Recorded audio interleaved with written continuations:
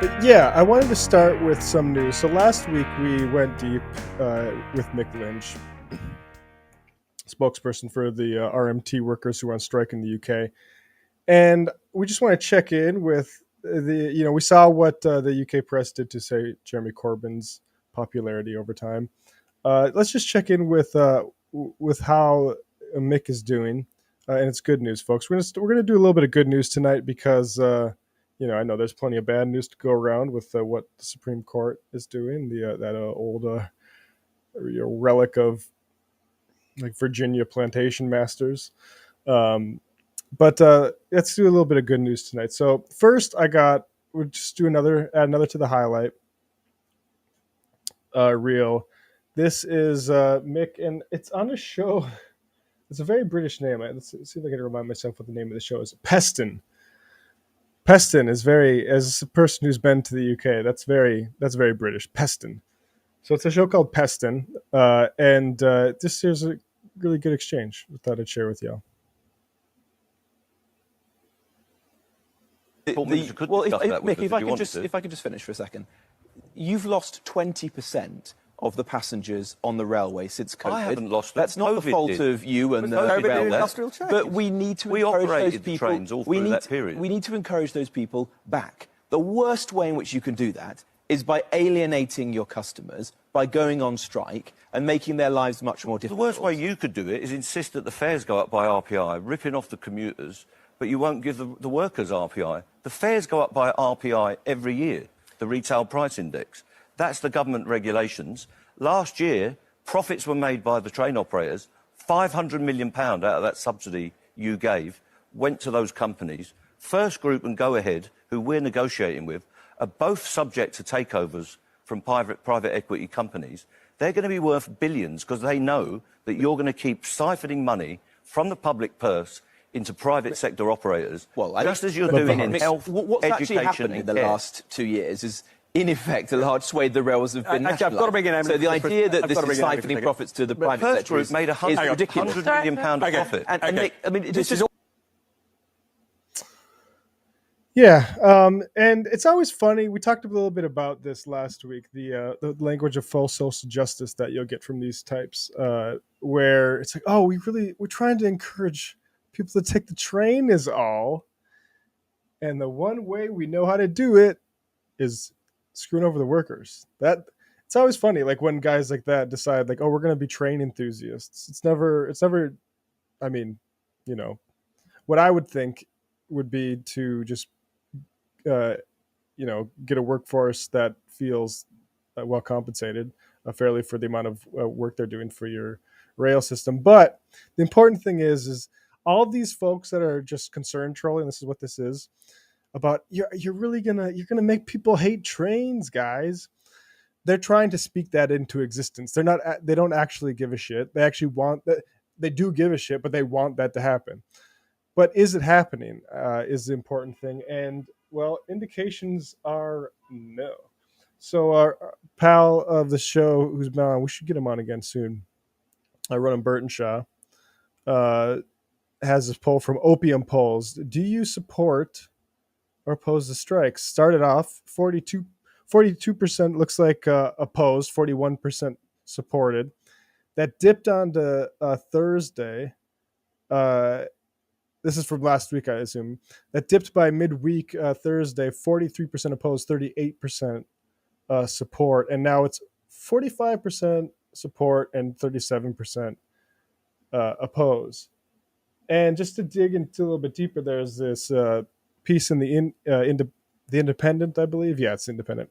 Public now support rail strikes after Mick Lynch TV studio tour, poll finds.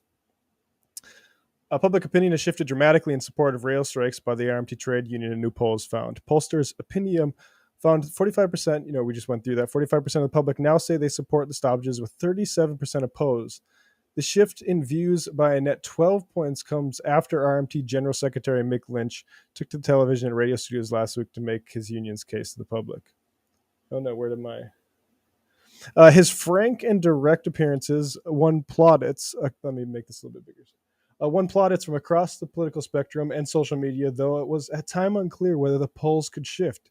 Yet the new figures, polled on Sunday after the dust settled on round one of the dispute, showed support for the strike rising 7 percentage points from the same poll on Thursday, and opposition falling by negative 6 percentage points. Polling ahead of the strike was mixed, with pollsters suggesting that the people believed the walkouts were justified, but stopping short of full support. Yet that ambiguity has appeared. Yet that ambiguity appears to have disappeared in the wake of the 3 days of action, which saw workers from over a dozen operators and an infrastructure manager Network Rail walk out over job losses and a below inflation pay deal. In a statement, the RMT said, "It takes time to change public opinion. It is no easy task. However, day by day and hour by hour, more people see through the Tory lies about modernization and realize just how vital it is to support rail workers." Yeah, I mean, we got that lady saying about the dinosaurs too. It's pretty shabby stuff.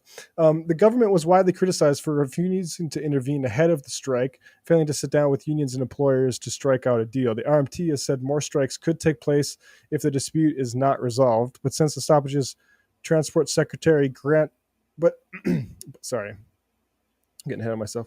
But since the stoppages, Transport Secretary Grant Shapps has upped the rhetoric against the rail workers, accusing them of outdated work practices. You're behaving like the bloody dinosaurs. The thing about can we just talk about that? I don't think that maybe if the dinosaurs had, you know, come together as a union, they could have figured out, you know, some sort of ray gun and stopped the asteroid that ultimately killed them. But I don't think like collective bargaining was their obstacle. And we'll just continue here because there's a good bit about Keir Starmer. Yeah, here we are. Labor leader Keir Starmer banned his front benchers from supporting the strike on picket lines during the dispute in an attempt to impress hostile voters and pundits. Now, that's funny. Like, The Independent's one of the better papers in the UK. It's just funny how like honest that is. Like, I mean, it is just descriptive, but it sounds like it's criticizing him in an attempt to impress hostile voters and pundits. Like, why would you do that? But impressed by the latest poll showing widespread public support, Labour MT John Trickett said the RMT union has shown what strong leadership and clarity of message can do to public opinion. Good leadership is about being a signpost, not a weather vane. I mean, sound off in the chat if you know how Keir Starmer like still has this job. You know, we've talked a little bit with Paul O'Connell about labor, and I mean, it's similar sort of problem with the Democrats. Like, what is that party doing? And is it even salvageable? And if it's not salvageable, where do you go? But like, good Lord, Keir Starmer, man. So,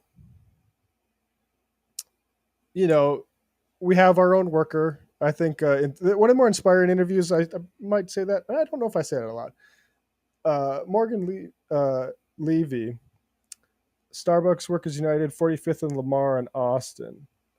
At Mo_, at MO_EL_LE.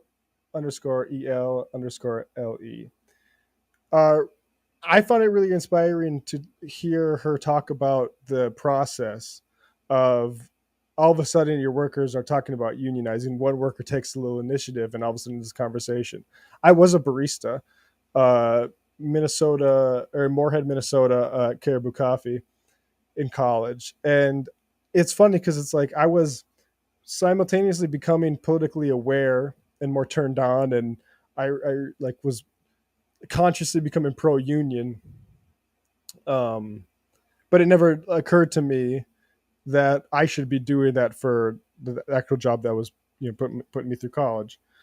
And to see the way that like this change has happened in worker consciousness across the country is genuinely optimistic.